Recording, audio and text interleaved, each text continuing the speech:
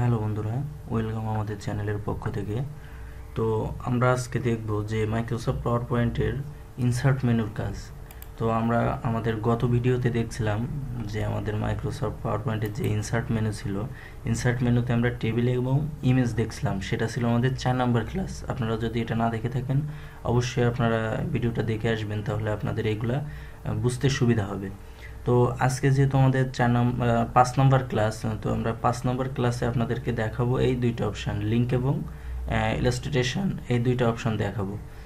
তো যেহেতু আমি আগেও বলেছিলাম যে যেহেতু মাইক্রোসফট পাওয়ার পয়েন্টে ইনসার্ট মেনুটা সব থেকে বড় এবং এটার কাজ সব থেকে বেশি, যার কারণে আমরা এগুলা 4টা ক্লাসে ভাগ করব। তো যেহেতু আমাদের একটা ক্লাস হয়ে গেছে, আমাদের আজকের ইনসার্ট মেনুর 2 নাম্বার ক্লাস এবং মাইক্রোসফট পাওয়ার পয়েন্টের 5ম ক্লাস আজকে। তো এই 5ম ক্লাসে আমরা দেখব শেপ, স্মার্ট আর্ট, চার্ট। এই আপনারা হয়তো জানেন যে যে কোনো প্রেজেন্টেশনের ক্ষেত্রে আপনার যে চার্ট অপশনটা আছে এটা আপনার থাকবেই।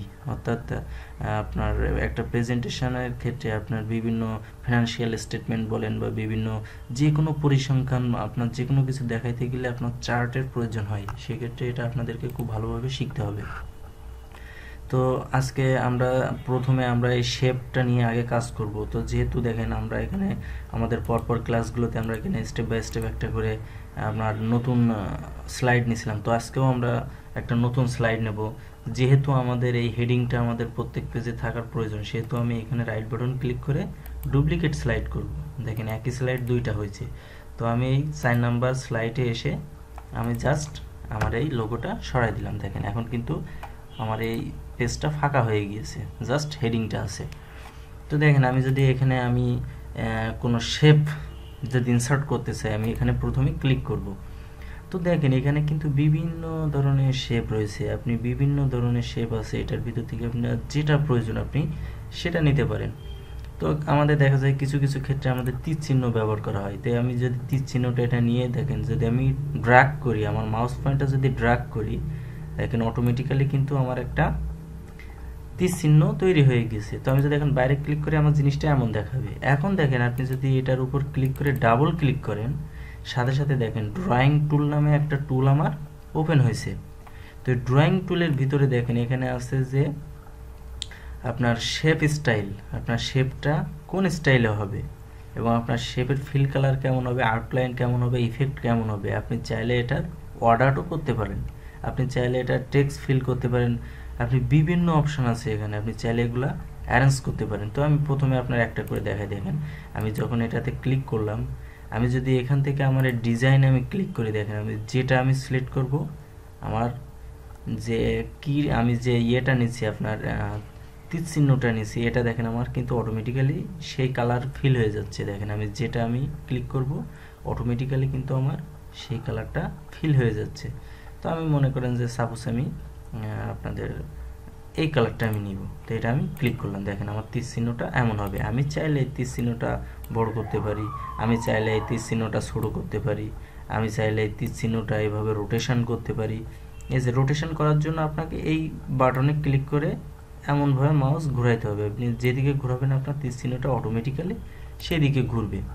এখন দেখেন যে আমরা এটা দেখলাম, আমরা এখন দেখবো যে শেপ ফিল, মানে যে শেপটা আছে এর ভিতরে যে ফিল, এটা আপনি কোন কালার দিয়ে ফিল করতে চান। দেখেন আপনি চাইলে এখান থেকে যে কোনো কালার নিতে পারেন, আপনি চাইলে যে কোনো কালার নিতে পারেন। তো আমি মনে করেন যে আমি আপনাদের লাল কালারটা নিলাম এবং শেপটা একটু বড় করলাম, আমি শেপটা একটু বড় করলাম। এখন দেখেন আমি যদি এখান থেকে ক্লিক করে শেপ আউটলাইনে যাই, দেখেন এইখান থেকে আউটলাইন বলতে আপনার এই যে সাইডটা আছে, সাইডটা কি কালার হবে সেইটা। তো দেখেন আমি যদি শেপের আউটলাইন কালারটা এমন নিই, দেখেন এটা ছোট বিদায় বোঝা যাচ্ছে না। আপনার যদি আমার শেপটা যদি একটু বড়, মানে আপনার সাইডটা যদি বড় হতো তাহলে আমার বোঝা যেত। তো এখন দেখেন আমি যদি শেপ ইফেক্টে যাই, এখানে বিভিন্ন ধরনের ইফেক্ট আছে, আপনি তীর চিহ্নটা কেমন চান। দেখেন এখানে কিন্তু বিভিন্ন ইফেক্ট আছে, দেখেন আপনি যেমন ইচ্ছা নিতে পারেন। আপনি যদি শ্যাডোতে যান, এই শেপের শ্যাডোও তৈরি করতে পারেন। আপনি যদি রিফ্লেকশনে যান, দেখেন এটা কিন্তু তীর চিহ্নের একটা রিফ্লেক্ট তৈরি হচ্ছে। দেখেন আপনি যদি এই যে সফট এডজে যান, দেখেন আপনি ক্লিক করলে কিন্তু এটা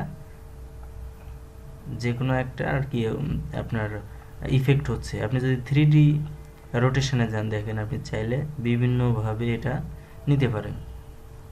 তো এইভাবে আপনি চাইলে এটা বিভিন্নভাবে আপনার মডিফিকেশান আপনি করতে পারেন। তো দেখেন যে আমরা যদি এটা নেই, এখন যদি এটার উপর ডাবল ক্লিক করে দেখেন এখানে কিছু অর্ডার আছে। এই অর্ডারটা মূলত আপনি যখন এটার ভিতরে লিখবেন তখন আপনার প্রয়োজন হবে।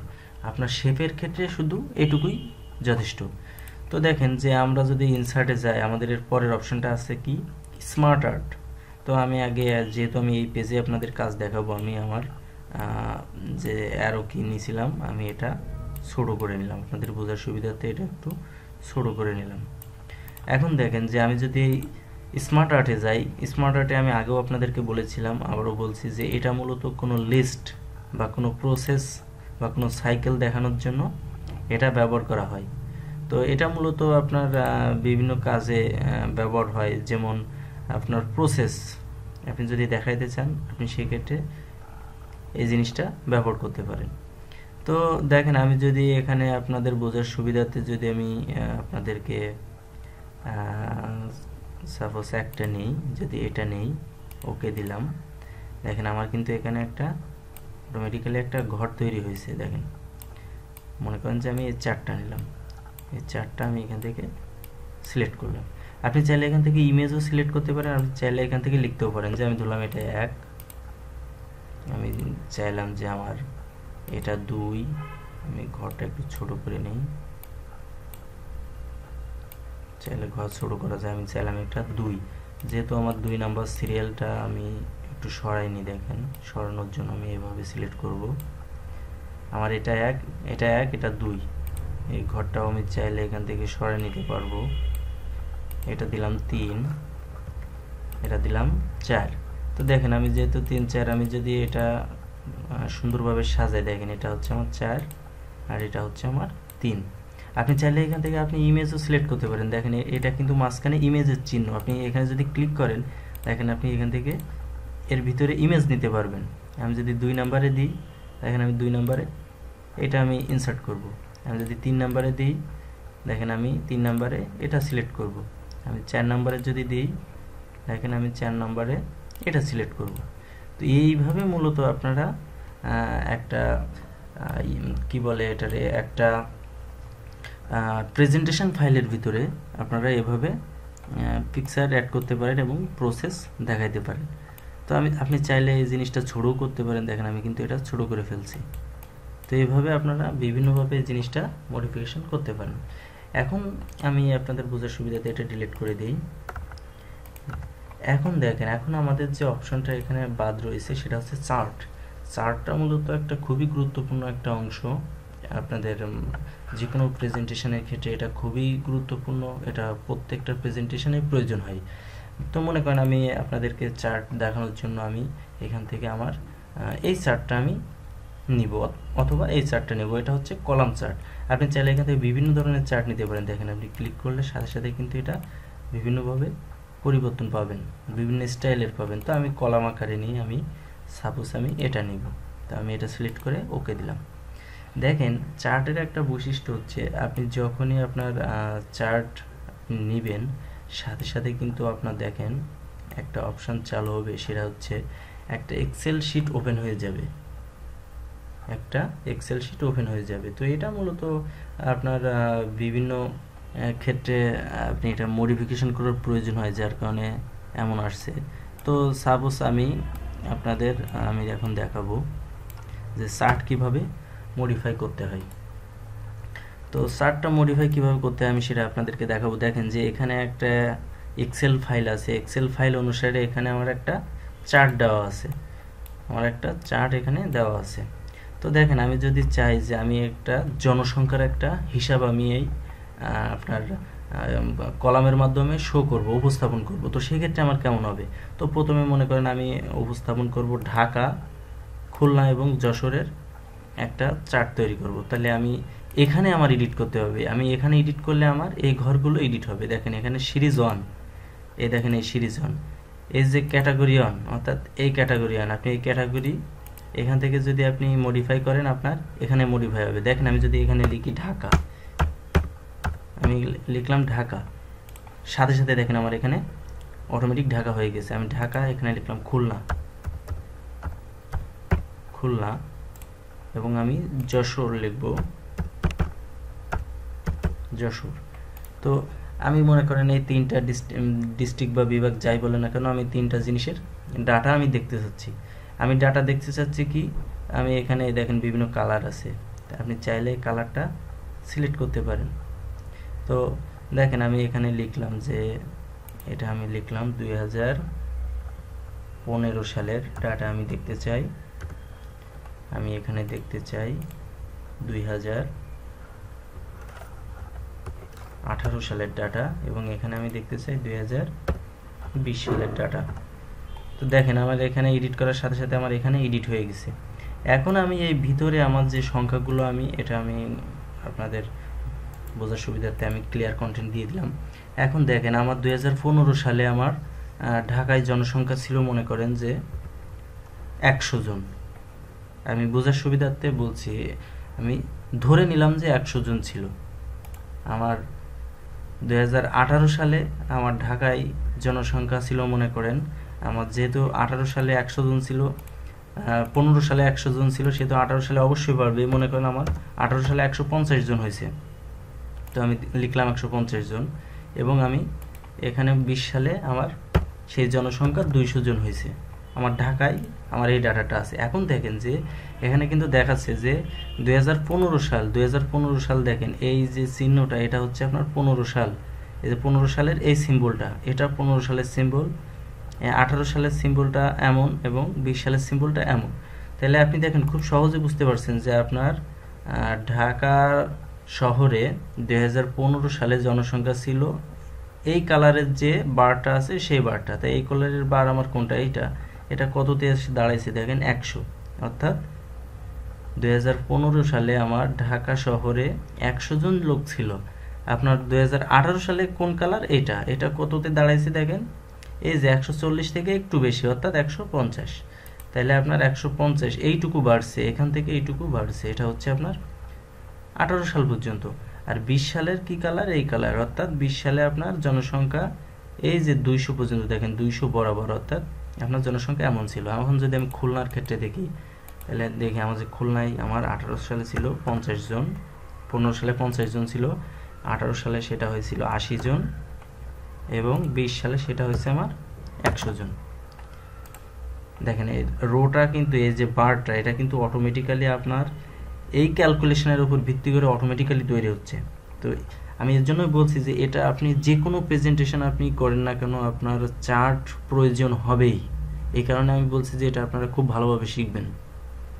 তো দেখেন আমি যদি যশোরের হিসাব করি, আমার 15 সালে আমার লোক ছিল 40 জন, আমার 18 সালে সেই লোক আমার হয়েছিল 100 জন,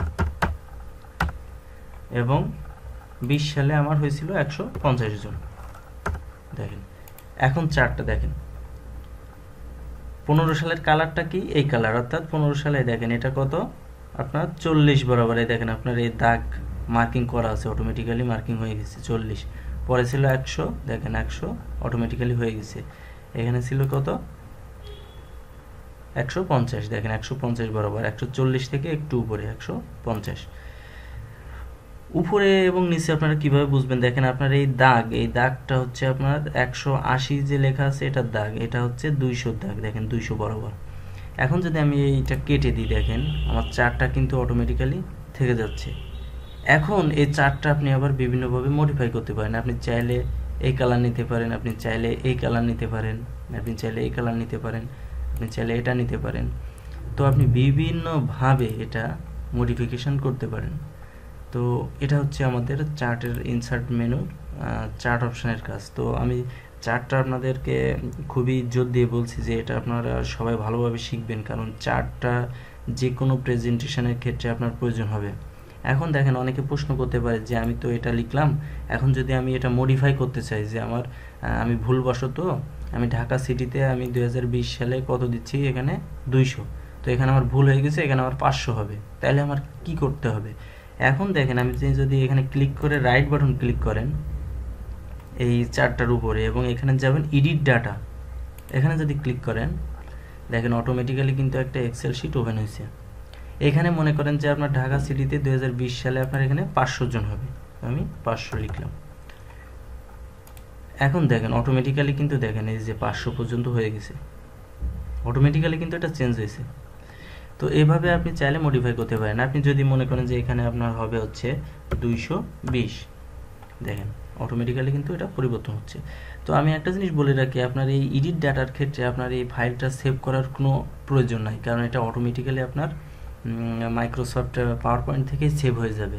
এটা আপনার এক্সট্রাভাবে সেভ করার কোনো প্রয়োজন নাই। আপনি যদি এটা কেটেও দেন দেখেন আপনার ডাটা কিন্তু সেম থাকবে।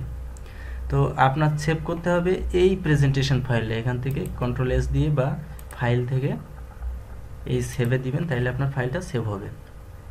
তো এভাবে মূলত আমরা বিভিন্নভাবে এই চার্টটা উপস্থাপন করতে পারি। তো ভিডিওটি দেখে অবশ্যই আপনারা বুঝছেন হয়তো, আর যদি বুঝতে কোনো সমস্যা অবশ্যই আপনারা লাইক কমেন্টস এবং বিভিন্নভাবে আপনারা জানাইতে পারেন। আপনারা যদি কমেন্টসের মাধ্যমে জানান আমরা চেষ্টা করব আপনাদের এই সমস্যাগুলো পুনরায় বোঝানোর জন্য। তো ভিডিওটি যদি ভালো লাগে অবশ্যই লাইক কমেন্ট শেয়ার করবেন এবং আমাদের চ্যানেলটি সাবস্ক্রাইব করতে ভুলবেন না। ধন্যবাদ সবাইকে।